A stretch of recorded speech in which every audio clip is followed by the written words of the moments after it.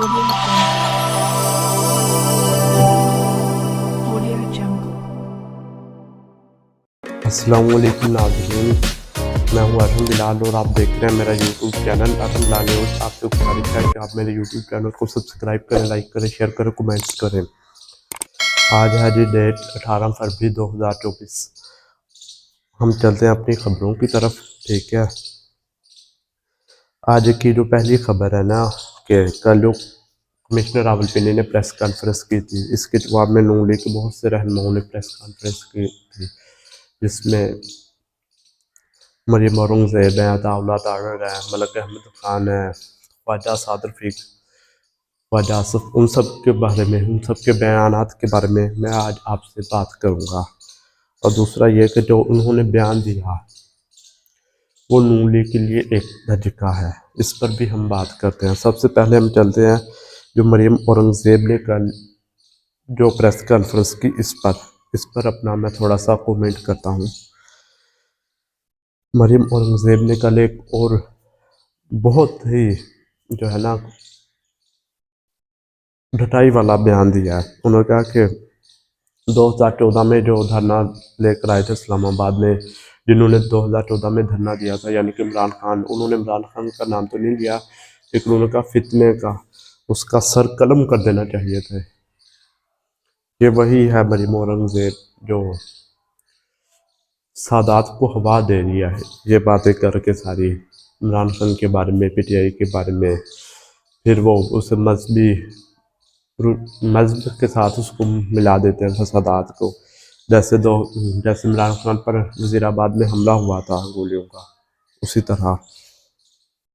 और उन्होंने मरीम औरंगज़ेब ने जो कल प्रेस कॉन्फ्रेंस की और ये भी कहा कि कमिश्नर डिवीज़न का कोई ताल्लुक नहीं होता इलेक्शन कमीशन पर और इलेक्शन कमीशन के साथ, और इलेक्शंस पर जो आरओज़ हैं, डीआरओज़ हैं, पोलिंग ऑफिसर हैं, उन पर उनका कोई कंट्रोल नहीं होता, उनका कोई ताल्लुक नहीं होता। लेकिन एक चीज़ मैं आपको क्लियर कर दूं कि जो कमिश्नर रावलपिंडी है ना, या जो भी कमिश्नर होता है डिवीज़न का, जो डिप्टी कमिश्नर हैं, एसी हैं, डीसी एसी हैं, एडिशनल रेवेन्यू हैं, जो जितने भी उनके सब अदारे उनके नीचे होते हैं, उनके जो ऑफिसर्स होते हैं सब उनके नीचे होते हैं, और उसकी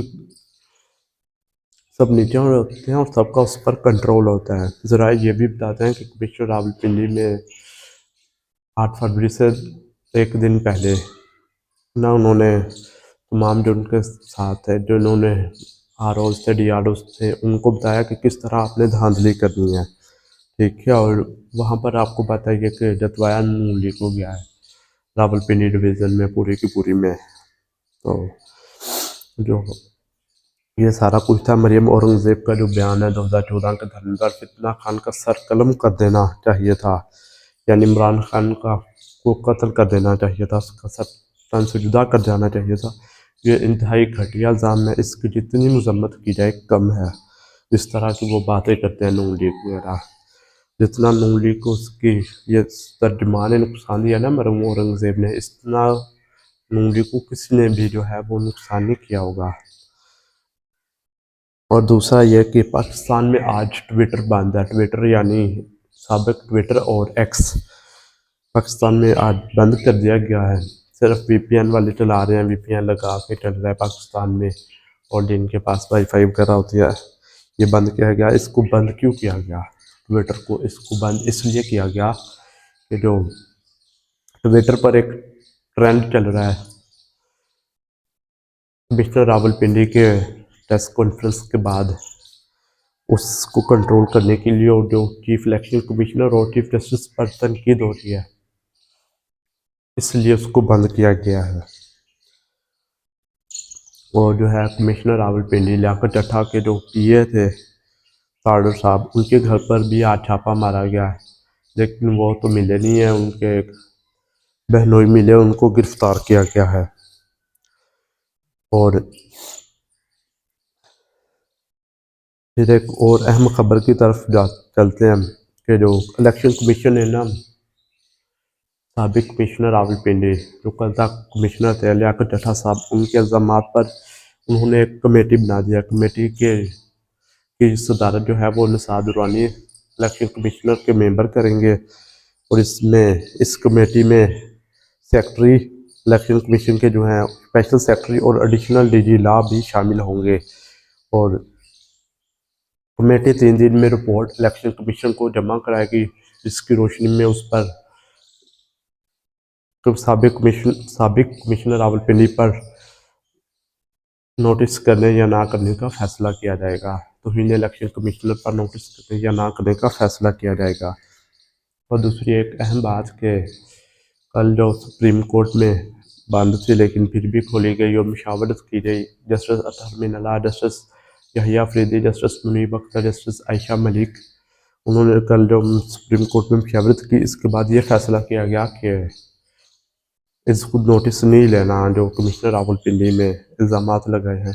लेकिन कुछ जो माहिर कानून है वो ये भी कह रहे हैं, जैसे तजाद हसन है और बड़े बड़े, कि इस केस में चीफ जस्टिस साहब को खुद बेंच से अलग कर लेना चाहिए। उन्होंने ये फैसला किया है सुप्रीम कोर्ट के जजेस ने, जो 19 तारीख को केस लगा है ना इलेक्शंस को जो है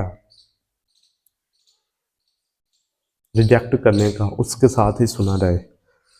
तो उन्होंने और भी बहुत सारे जितने भी पाकिस्तान में माहिर कानून उन सब ने यही मशवरा दिया है कि चीफ जस्टिस साहब खुद इस बेंच से जो है अलहदा हो जाएं। और दूसरा एक आज ख्वाजा आसिफ साहब ने एक प्रेस कॉन्फ्रेंस की, उसकी मैं आपको थोड़ी सी डिटेल बता देता हूँ। नवाज शरीफ ने इत्तेहादी हुकूमत में जाने का फ़ैसला किया। शहबाज शरीफ को इत्तेहादियों के साथ हुकूमत करने का तजर्बा है, जिस तरह के उन्होंने PDM-2 में PDM में गवर्नमेंट जो पहले बने थे उसमें जो हुकूमत की, जिस तरह का उनका तजर्बा था, जो वो आप सबको पता है, नाकिस हरकत की, महंगाई, बेरोज़गारी, गुर्बत, सारा कुछ। पीपल पार्टी के साथ मुशावरत जारी है। कमिश्नर का बयान किसी मंसूबे के तहत दिया गया। ये ख्वाजा आसिफ की तरफ से ना आज जो प्रेस कॉन्फ्रेंस हुई या प्रेस टॉक हुई उसमें जो है ये बयान उन्होंने दिया।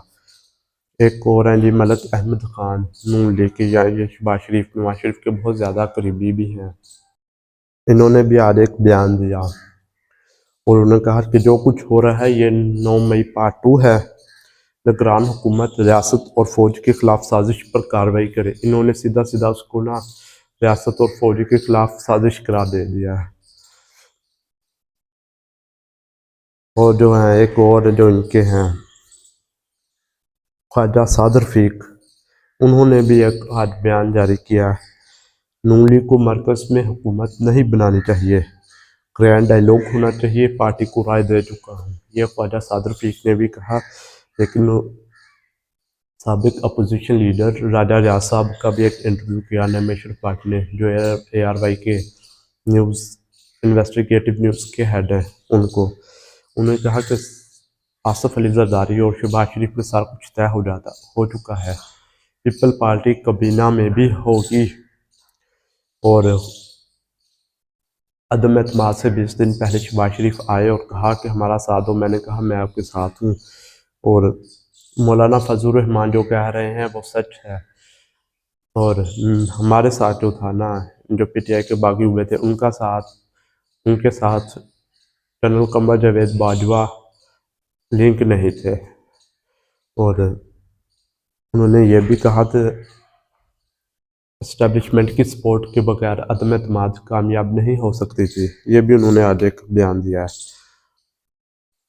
और दूसरी तरफ शर्जील इनाम मेमन साहब हैं, जो पीपल पार्टी सिंध से ताल्लुक़ रखते हैं, उन्होंने भी ये कहा कि लियाकत चट्ठा ने PTI की खिदमत की, यानी कि जिस तरह PTI एहतजाज कर दिया कि हमारे साथ धांधली हुई है, उस पर उन्होंने तो बात की।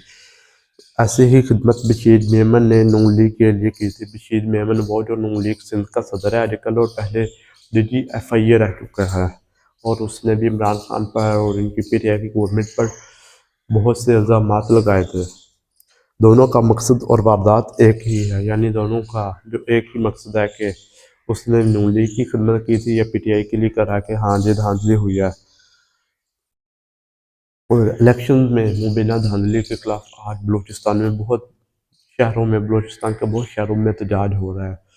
कोयटा, बुज़दार, कसदार, चमन, किला सैफुल्ला, इन सब जगहों पर एहतजाज हो रहा है। एहतजाज में 4-5 जो वहाँ की हैं पार्टियाँ वो करती हैं। सरदार अख्तर मैंगल साहब हैं, तो शाहजहान बुट्टी हैं, और भी बहुत से लोग वहाँ की जमातें हैं, MP है, और जो दूसरी हैं वो इस एहतजाज में शरीक है। वो सब कर रही हैं मिल के। हलीम आदिल शेख साहब जो कुछ दिनों पहले रिहा हुए थे, आज उन्होंने एक बयान दिया, इलेक्शन कप्तान जीत गया, कौम जीत गई, पाकिस्तान जीत गया। मुझ पर जो जुल्म हुआ वो मैं माफ़ करता हूँ, लेकिन जो मेरे कारकुनों पर जुल्म हुआ मैं उसे माफ़ नहीं करूँगा। वो भी सीधा सीधा थ्रेट कर रहे हैं। जो IG हैं सिंध की या दूसरे हैं जो उनको गिरफ्तार किया गया था। और एक और, इस्लामाबाद हाई कोर्ट ने बलोच लापता केस में वज़ीर आज़म, वज़रा और मुतल्लिका सेक्रेटरीज को कल तलब करी अदालत में। उन्होंने कहा कि अदालत में अटॉर्नी जनरल साहब ने यकीन दहानी करवाई थी कि उनको बलोच तलबा जो गुमशुदा हैं उनको ढूंढा जाएगा और वापस लाया जाएगा, लेकिन उस पर कोई नहीं हुआ, कुछ भी नहीं हुआ। उनको नहीं छोड़ा गया, नहीं रिहा किया गया। और ये जज हैं इस्लामाबाद हाई कोर्ट के जस्टिस मोहसिन अख्तर कैनी साहब ने, इन्होंने कल वज़ीर आज़म और वज़रा और सब लोगों को बुलाया। और दूसरी एक और अहम बात जो मैं आपके साथ शेयर करूँगा वो ये है कि बहुत से लोग कह रहे हैं PTI की वफाक में होगी, पंजाब में नून लीग होगी, KPK में PTI की गवर्नमेंट होगी, सिंध में पीपल पार्टी की होगी, बलूचिस्तान में भी पीपल पार्टी की होगी। जैसे सरफराज बुट्टी साहब हैं, ये वज़ीर आला होंगे। आप जानते हैं सरफराज बुट्टी साहब की हैसियत, वो क्या थे क्या नहीं थे। इसके बारे में और भी अगर सरफराज बुट्टी के बारे में पूछना हो तो कमेंट ज़रूर कीजिएगा, मैं आपको बताऊंगा इसकी सारी हिस्ट्री। ये पहले वज़ीर दाखिला बलूचिस्तान भी रह चुके हैं, फिर निगरान वज़ीर दाखिला पाकिस्तान के भी रह चुके हैं, ठीक है। और पहले बाप पार्टी, पहले नून लीग में थे, फिर बाप में आए और अब फिर पीपल पार्टी में चले गए। और एक और ये बात मैं आपसे शेयर कर रहा था कि पंजाब में PTI गवर्नमेंट लिए बगैर PTI वफाक में गवर्नमेंट नहीं बनाएगी। ये मैं आपको अंदर की खबर दे रहा हूँ कि पंजाब में अगर PTI की गवर्नमेंट ना बनी तो वो वफाक की भी नहीं लेंगे। और ये अंदर की मैं न्यूज़ दे रहा हूँ। और नून लीग चाहती है कि PTI गवर्नमेंट ले, उसके सर पर जो IMF के पास जाना है और महंगाई होनी है, नए टैक्स लागू होने वो ना पड़े। तो ये मैं आपसे अंदर की खबर शेयर कर रहा हूँ। जब तक PTI को उसके फार्म 45 के मुताबिक रिजल्ट नहीं दिया जाता, उसके उम्मीदवारों को कामयाब करार नहीं दिया जाता, तब तक जो है ना वो वफाक में भी गवर्नमेंट नहीं लेगी, ठीक है। ये भी आपको मैं अंदर की खबर दे रहा हूँ। और कमिश्नर रावलपिंडी के हवाले से भी मैं अंदर की न्यूज़ दे रहा हूँ। उसके पास शाहिद मौजूद है, ठीक है, और वो देगा भी। और उसने कल जो एक बयान दिया कि मैंने जो बयान दिया उस पर मैं कायम हूँ।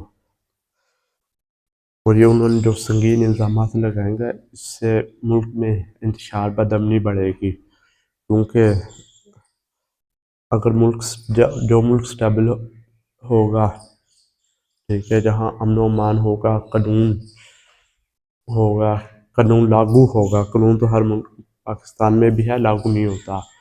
अमीरों के लिए और कानून है, गरीबों के लिए और कानून है। तो वहाँ पर जो है वो मुईशत नहीं चलती जब तक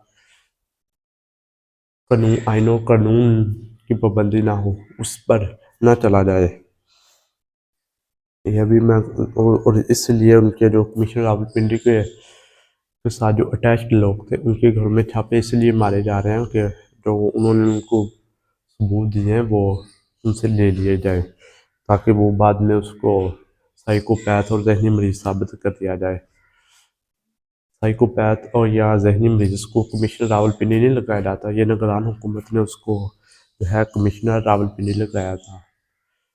और इसके जो रिश्तेदार हैं वो ये हमजा शहबाज के भी बहुत करीब रहा है, और उसके रिश्तेदार नून लीग से वाबस्ता हैं और इस्तेहकाम पाकिस्तान पार्टी से भी वाबस्ता हैं। ठीक है, ये थी आज की सारी खबरें न्यूज़। आपसे गुजारिश है कि मेरे यूट्यूब चैनल को सब्सक्राइब कर दें। आपसे मुलाकात होगी अगली वीडियो में। अल्लाह हाफिज़।